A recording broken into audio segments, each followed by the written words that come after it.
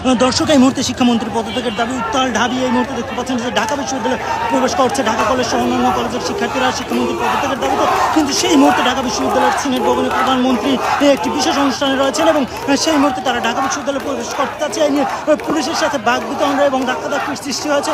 আপনারা দেখতে পাচ্ছেন যে একের পর এক শিক্ষার্থীরা কিন্তু ঢাকা বিশ্ববিদ্যালয়ে প্রবেশ করছে, অন্যদিকে পুলিশ কিন্তু রশি দিয়ে বাধা দিচ্ছেন এবং সেই মুহূর্তে কিন্তু পুলিশের সাথে একটি বাকবিতণ্ডা এবং ধাক্কাধাক্কির সৃষ্টি হচ্ছে। সেই চিত্র আপনাদের দেখানোর চেষ্টা করছি ঢাকা বিশ্ববিদ্যালয় থেকে। এবং শিক্ষার্থীরা কিন্তু ভুয়া ভুয়া স্লোগান দিচ্ছেন। ক্রমান্বয়ে উত্তেজনা তুমুল গতিতে বেড়ে চলছে, সেই চিত্র আপনাদের দেখানোর চেষ্টা করছি।